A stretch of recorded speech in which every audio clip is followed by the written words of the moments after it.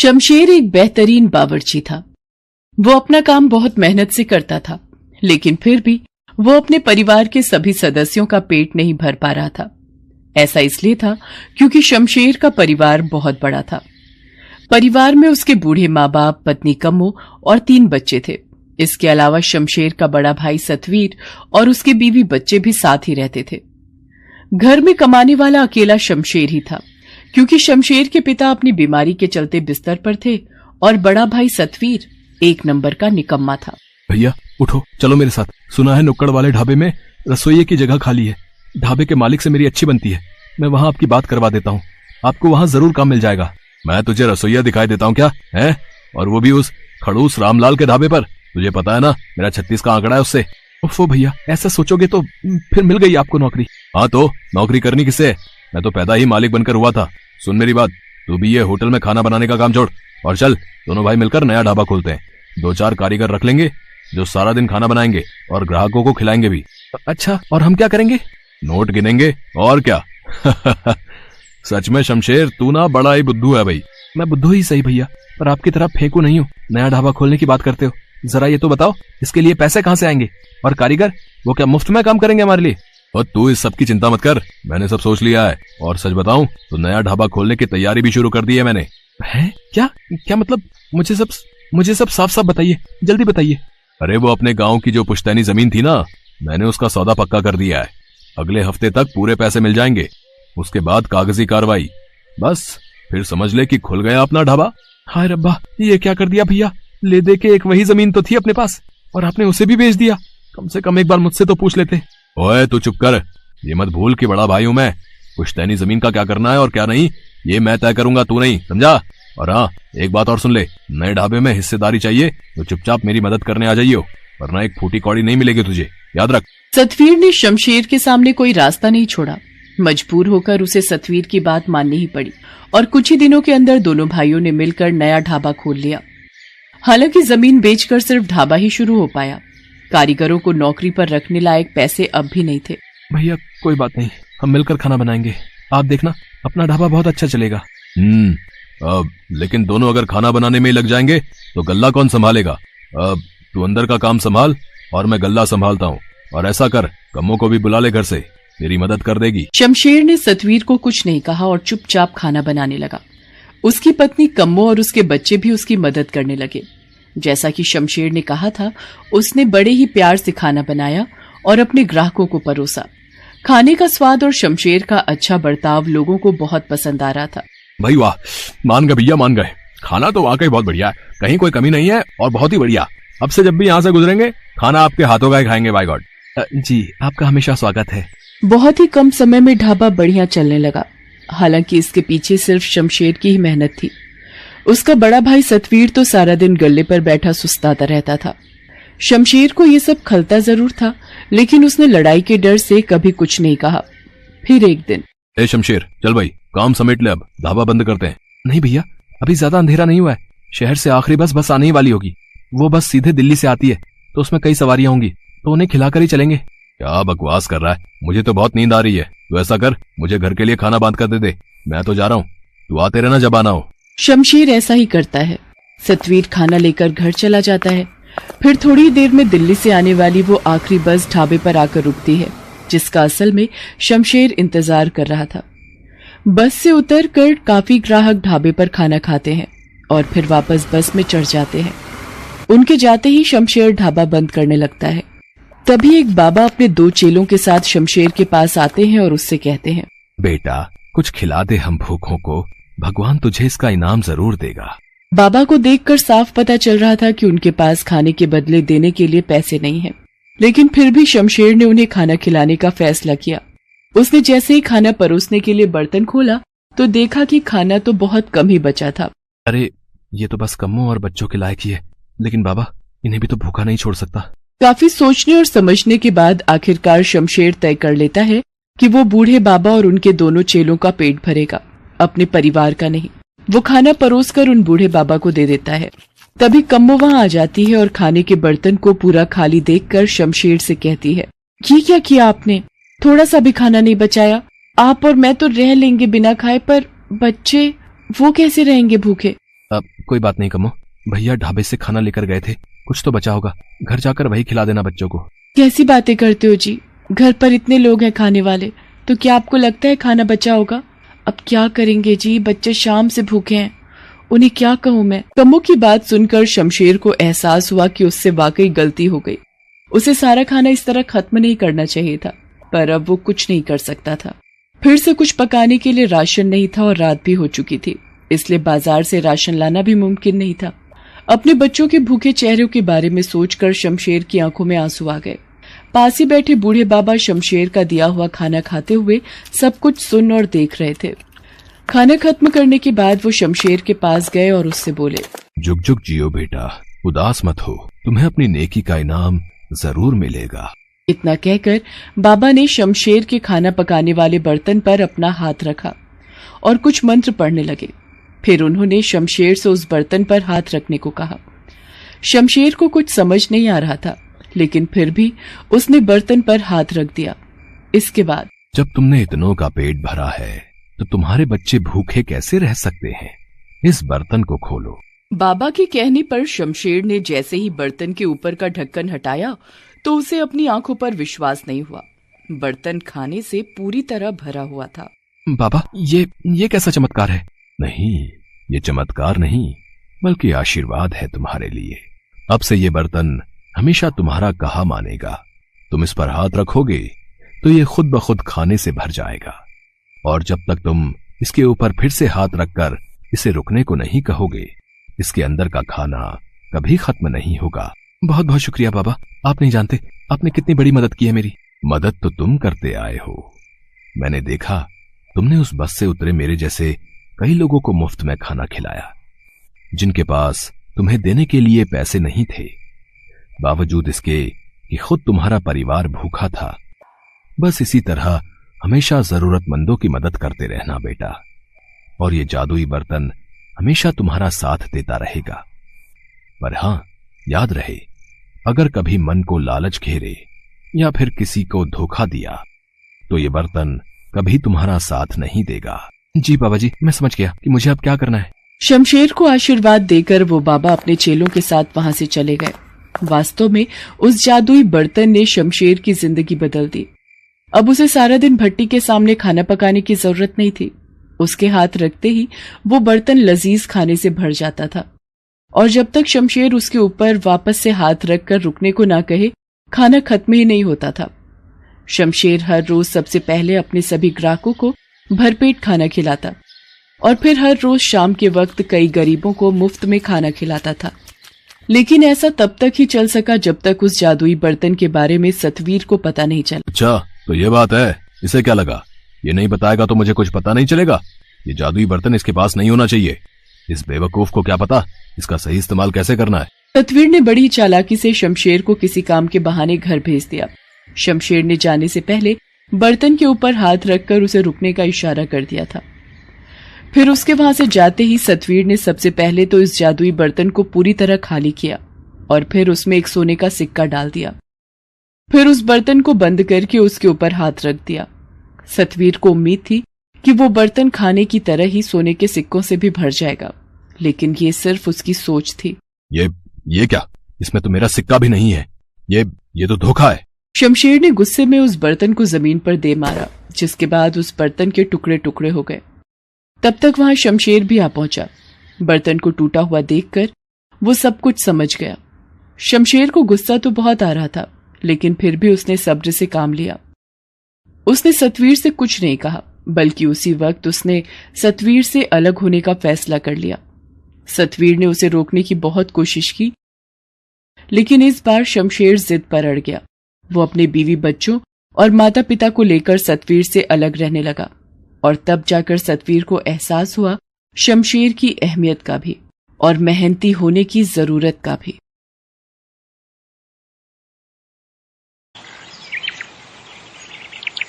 ये कहानी है नीरज की, जिसके पिता इस दुनिया में नहीं थे और नीरज पढ़ा लिखा भी नहीं था। इसीलिए वो एक ढाबा चलाकर अपना और अपनी माँ का गुजारा चला रहा था। नीरज की माँ लीला भी ढाबा चलाने में उसकी मदद किया करती थी। नीरज, चूल्हा जलाने को एक भी लकड़ी नहीं बची है, मैं खाना कैसे बनाऊं? परेशान मत हो माँ, मैं अभी जंगल जाता हूँ और ढेर सारी लकड़ियां काट कर ले आता हूँ। फिर दोनों मिलकर फटाफट खाना बना लेंगे। नीरज फौरन अपनी कुल्हाड़ी लेकर जंगल की तरफ चला गया। नीरज के ढाबे पर हर रोज गांव के कई लोग खाना खाने आते थे, लेकिन फिर भी नीरज की कमाई बहुत ज्यादा नहीं थी, क्योंकि गांव में कमाई से ज्यादा लागत थी। यही वजह थी कि उसे चूल्हा जलाने के लिए जंगल से लकड़ियां काट कर लानी पड़ती थी। अब हाँ, इस पेड़ पर काफी लकड़ी है, इसी से शुरू करता हूँ। आह, मेरे पंख, कोई बचाओ, कोई है, कोई तो मेरी मदद कर दो। अरे, ये आवाज तो किसी लड़की की लगती है। लगता है किसी मुसीबत में है, मुझे देखना चाहिए। नीरज उस आवाज की तरफ गया। उसने देखा कि वहां पर एक परी जैसी दिखने वाली लड़की थी, जिसके पंख कांटों भरी झाड़ी में फंसे हुए थे। ये देखो, क्या शौक चढ़ा था तुम्हें ये परी वाले कपड़े पहनकर यहाँ जंगल में घूमने का? देखो, फालतू की मुसीबत मोल ले ली ना। रुको, मैं अभी इन नकली पंखों को काटकर तुम्हें इन झाड़ियों से अलग करता हूँ। नहीं, मेरे पंखों को हाथ भी मत लगाना तुम। ये नकली नहीं है, ये मेरे असली पंख हैं और मैं एक असली परी हूँ। उस परी की बात सुनकर नीरज चौंक गया। गौर से देखने पर उसे एहसास हुआ कि वो पंख वाकई असली थे, क्योंकि कांटों में फंसे होने की वजह से उनसे काफी खून बह रहा था। ठीक है, मैं समझ गया। मैं तुम्हारे पंखों को नहीं काटूंगा, पर देखो, मुझे तुम्हारी मदद तो करनी ही होगी। मेरा भरोसा करो, मैं सिर्फ झाड़ियों को काटने की कोशिश करता हूँ, ठीक है? उस परी ने नीरज पर भरोसा किया और फिर नीरज ने बड़े ही ध्यान से उन सारी कटीली झाड़ियों को काट दिया। अब वो परी आजाद थी, लेकिन उसके पंख बुरी तरह से घायल थे। मेरी मदद करने के लिए शुक्रिया। मेरा नाम नीलम है और मैं परीलोक से यहाँ तुम्हारी दुनिया देखने आई थी, पर पता नहीं कैसे यहाँ फंस गई। मेरा नाम नीरज है, तुमसे मिलकर अच्छा लगा। तो अब तुम अपने परीलोक वापस चली जाओगी ना? मैं चाहूँ तो भी नहीं जा सकती, जब तक मेरे पंख बिल्कुल ठीक नहीं हो जाते। मुझे यहाँ तुम्हारी दुनिया में ही रहना होगा। क्या तुम मुझे कोई सुरक्षित जगह बता सकते हो जहाँ मैं रह सकूं? तुम मेरे घर पर रह सकती हो। मेरे साथ मेरी माँ भी रहती है। हम दोनों मिलकर अपने घर के बाहर ही एक ढाबा चलाते हैं। बस मैं थोड़ी सी लकड़ियां काट लूं, फिर हम चलते हैं। पर लकड़ियां तो तुम काट चुके हो, वो देखो। नीरज ने पीछे मुड़कर देखा तो वहां लकड़ियों का एक मोटा गट्ठर रखा हुआ था, जिसे देखते ही नीरज समझ गया कि असल में ये नीलम का जादू ही था। तो तुम जादू भी कर सकती हो, पर एक बात बताओ, तुमने खुद को आजाद करने के लिए जादू का इस्तेमाल क्यों नहीं किया? और अभी भी तुम अपने पंखों को जादू से ठीक क्यों नहीं कर लेती? क्योंकि हम परियां सिर्फ दूसरों की मदद के लिए ही अपने जादू का इस्तेमाल कर सकती हैं, खुद के लिए नहीं। अच्छा, चलो कोई बात नहीं, तुम मेरे साथ चलो।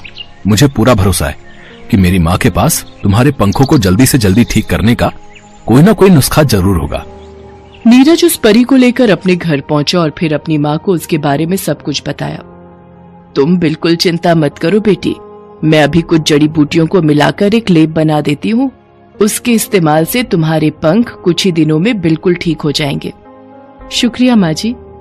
लीला के बनाए जड़ी बूटी के लेप से नीलम के पंख बहुत तेजी से ठीक होने लगे, लेकिन नीरज के हालात हर बीतते दिन के साथ और भी खराब होते जा रहे थे। ये कैसी दाल मखनी है भाई? है? मक्खन का तो नामो निशान भी नहीं है इसमें। मक्खन कहाँ से डालो भाई साहब, यहाँ गांव में खाने का दाम बहुत कम है। थोड़ा भी दाम बढ़ाओ तो लोग खाने से ही मना कर देते हैं। ये सब बहाने हैं, साफ बात है भाई, खाने में स्वाद तो माल मसाले से ही आता है। अगर वही नहीं डालोगे तो फिर तुम्हारे ढाबे पर आने का क्या फायदा? सादी दाल तो घर में भी खाने को मिल जाती है। नीरज मजबूर था, वो चाहकर भी अपनी लागत को नहीं बढ़ा सकता था, क्योंकि उसके लिए उसके पास पैसे ही नहीं थे। अरे नीरज, क्या हुआ बेटा? क्या बोल रहा था वो आदमी? बस माँ, और क्या बोलेगा, दाल मखनी में मक्खन ढूंढ रहा था, नहीं मिला तो नाराज हो गया। लगता है अब फिर कभी अपने ढाबे पर खाने नहीं आएगा। नहीं आता है ना आए, भाड़ में जाए। तू अपना दिल छोटा मत कर बेटा, ये गांव के लोग हैं ही ऐसे, हर कोई उधार खाकर जाता है, ऊपर से इन्हें दाल में मक्खन भी चाहिए। नहीं माँ, लोग जैसे हैं वैसे ही रहेंगे, पर हम ऐसे हाथ पर हाथ रखकर नहीं बैठ सकते, वरना हमारा ढाबा बंद हो जाएगा। नीरज के चेहरे पर हताशा और मायूसी साफ दिख रही थी, साथ ही चिंता भी। उसकी माँ लीला भी उदास होकर अपनी बहन से मिलने उसके घर चली गई, क्योंकि उसके पास भी इस समस्या का कोई समाधान नहीं था। लेकिन वहां कोई था जो सही मायने में नीरज और लीला की मदद कर सकता था। ये दोनों कितने परेशान हैं, और नीरज तो मेरे जादू के बारे में जानता भी है, लेकिन फिर भी इसने मुझसे मदद नहीं मांगी। इतनी परेशानी में भी इन दोनों ने मेरी मदद की, तो मुझे तो इनकी मदद करनी ही होगी। नीलम परी के पंख अब बिल्कुल ठीक थे, वो परीलोक वापस जा सकती थी, लेकिन उससे पहले उसने नीरज की मदद करने का फैसला किया। तो ये है वो दाल मखनी। ठीक है, तो ये गया इसमें ढेर सारा मक्खन। बस इतना काफी नहीं है, मुझे कुछ और भी करना चाहिए। नीलम परी ने उस दाल मखनी के बर्तन पर अपना जादू कर दिया और फिर वहां से चुपचाप वापस अपने परीलोक चली गई। फिर कुछ देर बाद, अरे भाई, कोई है क्या यहाँ? खाना मिलेगा क्या? हाँ हाँ, क्यों नहीं साहब, आइए बैठिए। दाल मखनी और रोटी बिल्कुल तैयार है, बस मैं अभी लेके आया। नीरज खाना लेने ढाबे के अंदर गया। उसने जैसे ही दाल निकालने के लिए भगोना खोला तो दाल के ऊपर ढेर सारे मक्खन को तैरता हुआ देखकर हैरान रह गया। ये इतना सारा मक्खन, लगता है माँ ने डाला होगा, पर वो इतना सारा मक्खन लाई कहां से? चलो बाद में पूछ लूंगा, फिलहाल खाना लेकर जाता हूं बाहर। नीरज खुशी खुशी वो ढेर सारे मक्खन वाली दाल मखनी और गर्मा गर्म रोटियां लेकर ग्राहक के पास गया, जिसे खाते ही ग्राहक का चेहरा खिल उठा। भाई वाह है, सच में मजा आ गया भाई। मैंने शहर से एक होटल की दाल मखनी खाई है, पर इतना मक्खन तो कोई भी नहीं डालता भाई। और तुम इतने कम दाम में इतना मक्खन डाल रहे हो, मानना पड़ेगा भाई, मानना पड़ेगा। और ये भी कहना पड़ेगा कि तुम्हारी दाल मखनी का स्वाद भी बहुत बढ़िया है। शुक्रिया साहब, मुझे खुशी है कि आपको मेरा खाना पसंद आया। ये बढ़िया है तो पसंद तो आनी ही है। मैं ऐसा करता हूँ, तुम्हारे पास और ग्राहक भेजता हूँ। मेरे साथ और भी लोग शहर से आए हैं। वो तालाब के पास जो फैक्ट्री का काम चल रहा है ना, हम सब उसी के सिलसिले में यहाँ आए हैं। मुझे उम्मीद है कि तुम्हारी ये दाल मखनी सभी को पसंद आएगी। हाँ, तुम तैयार रहो, मैं बस अभी भेजता हूँ उन्हें। और हाँ, उनके आने से पहले जरा दाम भी बढ़ा लो, स्वाद के हिसाब से खाने का दाम बहुत ही कम है यहाँ भैया। हाँ। इतना कहकर वो आदमी वहां से चला गया। जो कुछ हो रहा था, नीरज का उस पर विश्वास कर पाना बहुत मुश्किल था, लेकिन फिर भी उसने होश संभाला और फटाफट रसोई में जाकर काम में लग गया। ऐसा करता हूँ, फटाफट और रोटियां बना लेता हूँ, दाल तो शायद काफी होगी। नीरज ने ऐसा ही किया। कुछ ही देर में उसके ढाबे के बाहर ग्राहकों की भीड़ जमा हो गई। नीरज ने फटाफट सभी को दाल मखनी के साथ गर्मा गर्म रोटियां परोसी और सभी ने बड़े ही चाव से खाना खाया। सारा दिन यही सब चलता रहा, बावजूद इसके कि नीरज ने दाल मखनी का दाम पहले से ज्यादा कर दिया था। लोगों ने भरपेट खाया और उसका दाम भी चुकाया। फिर शाम के वक्त लीला जब वापस आई तो ढाबे का हाल देखकर चौंक गई। अरे नीरज, इतने सारे बर्तन, और मैंने बाहर देखा तूने दाल मखनी का दाम बढ़ा दिया है। नीरज लीला को सारी बात बताता है। ये तो बड़े कमाल की बात है, पर बेटा दाल मखनी में मक्खन मैंने तो नहीं डाला, तो फिर वो आया कहां से? ये बात तो मुझे भी परेशान कर रही माँ। खैर, ये सब बाद में सोचेंगे। अभी मुझे ये बता कि थोड़ी बहुत दाल बची है कि नहीं, वरना मैं जल्दी से कुछ और बना देती हूँ। बेचारी नीलम को भी तो भूख लगी होगी ना। मैं दाल का भगोना खोलकर देखता हूँ माँ, आज बहुत ग्राहक थे तो शायद ही दाल बची हो। नीरज ने दाल का भगोना खोलकर देखा तो एक बार फिर हैरान रह गया, क्योंकि दाल का भगोना दाल से पूरी तरह से भरा हुआ था। माँ, ये तो पूरा भरा हुआ है, पर ऐसा कैसे हो सकता है? हैं?